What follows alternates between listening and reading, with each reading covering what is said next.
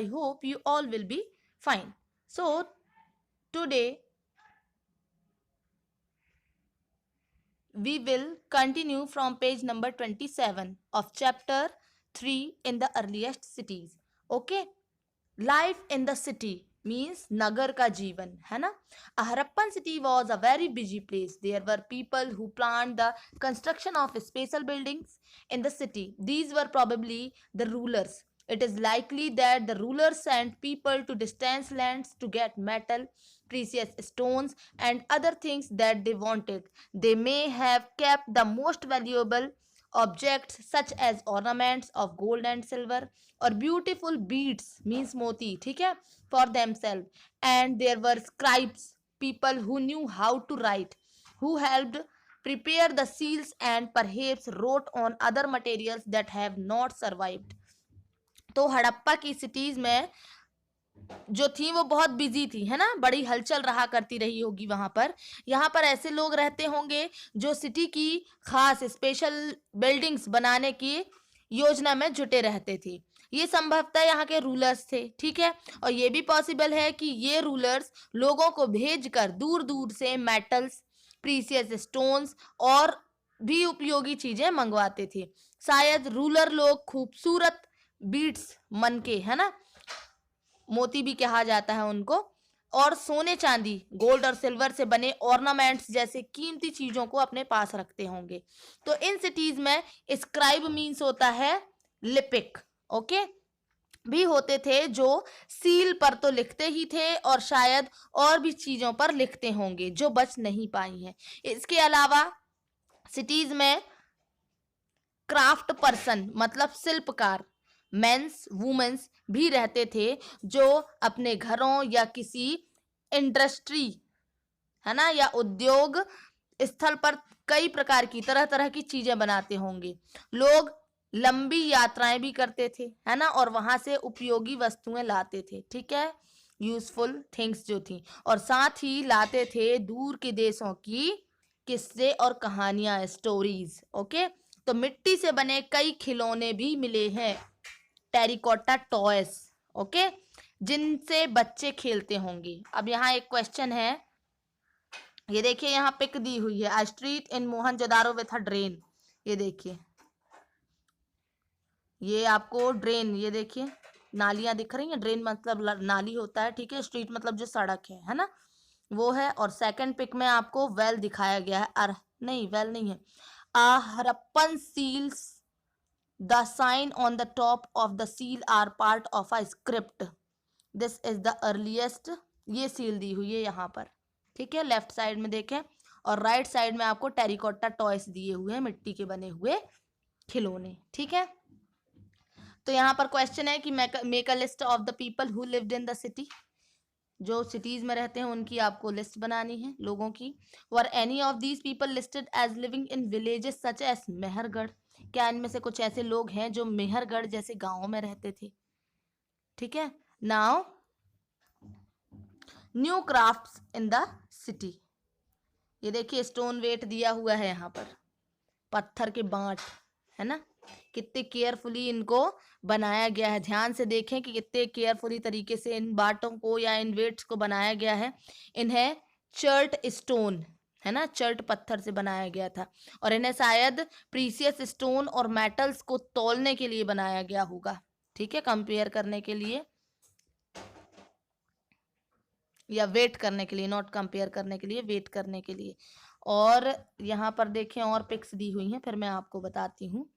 ये देखिए left side में यहाँ पर बीड्स, इनमें कई ऐसे कार्नेलियन स्टोन्स से ये बनाए गए हैं, ठीक है, और स्टोन्स को काट के और उनको तराश कर बीड्स बनाए गए हैं. इनमें बीच में छेद किए गए हैं, ये है लेफ्ट साइड वाला, ये रेड कलर का जो आपको दिख रहा है, ठीक है, छेद किए गए, होल किए गए हैं ताकि धागा डालकर इनकी माला बनाई जा सके, है ना. और राइट साइड में आपको स्टोन के ही शार्प मतलब धारदार फलक दिखाई दे रहे हैं, देखिए. और उसके बाद नीचे एक और पिक दी हुई है, ये देखिए, यहाँ पर कढ़ाई वाले वस्त्र हैं, कढ़ाई वाले मतलब एम्ब्रॉयडरी, ओके. वो वस्त्र दिए गए हैं यहाँ पर, है ना, दिए गए हैं नहीं, वैसा इधर पर एक इम्पोर्टेंट पर्सन की मूर्ति जो है वो बनी हुई है पत्थर से, और जो कि मोहनजोदारो से मिली थी, और इसमें उससे एम्ब्रॉयडरी क्लॉथ्स पहने दिखाया गया है। Okay, so new crafts in the city, नगर और नगर में नए शिल्प, क्राफ्ट मतलब शिल्प। Okay, let us look at some of the objects that were made and found in Harappan cities. Most of the things that have been found by archaeologists are made of stone, shell and metal, including copper, bronze, gold and silver. Copper and bronze were used to make tools, weapons, ornaments and vessels. Gold and silver were used to make ornaments and vessels. Perhaps the most striking finds are those of beads, weights and blades. तो चलिए अब कुछ ऐसी चीजों के बारे में जानते हैं, पढ़ते हैं जो हड़प्पा की सिटीज से प्राप्त हुई हैं। ठीक है, तो आर्कियोलॉजिस्ट को जो चीजें वहां मिली हैं उनमें ज्यादातर स्टोन, शेल मीन्स होता है शंख, है ना, कॉपर, ब्रॉन्ज, सिल्वर, गोल्ड जैसे मेटल्स से बनाई गई थी। ठीक है, ऐसी चीजें मिली हैं वहां पर। तो कॉपर और ब्रॉन्ज से वेपन्स और ऑर्नामेंट्स और वेजल्स मीन्स होता है बर्तन, है ना, बनाए जाते थे। गोल्ड और सिल्वर से आपके ऑर्नामेंट्स और वेजल्स बनाए जाते थे। तो यहाँ मिली सबसे आकर्षक वस्तुओं में क्या क्या है, बीड्स, वेट्स और ब्लेड्स। ओके, तो हड़प्पा सिविलाइजेशन के लोग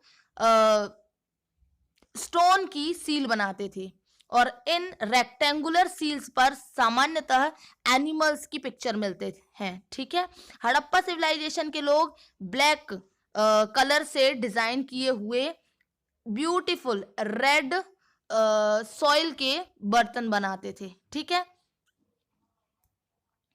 तो संभवतः 7000 ईयर्स एगो मेहरगढ़ में कॉटन की खेती होती थी। मोहनजोदड़ो से क्लॉथ्स के पीसेस या रिमेन्स कहा जाए, है ना, कपड़ों के अवशेष, फ्लावर वॉश जो होता है सिल्वर का, ठीक है, उसमें उसके ढक्कन, उसके जो कैप होता है ना, और कुछ अलग या कुछ अन्य कॉपर की थिंग्स से चिपके हुए मिले हैं। ये कहा जाए कि मोहनजोदड़ो से जो कपड़े के टुकड़ों के अवशेष है, चांदी के एक वास मीन्स फूलदान, है ना, के कैप और कुछ अन्य तांबे की, कॉपर की वस्तुओं से चिपके हुए मिले हैं। तो बेक्ड सॉइल मीन्स पकी मिट्टी और फ्रेयंस से बनी तकलियां सूत कताई का संकेत देती हैं। तो इनमें से ज्यादातर वस्तुओं का निर्माण विशेषज्ञों ने किया है ना, स्पेशलिस्ट ने। तो स्पेशलिस्ट उसे कहते हैं जो किसी खास चीज को बनाने के लिए खास प्रशिक्षण लेता है। A specialist is a person who is trained to do only one kind of work.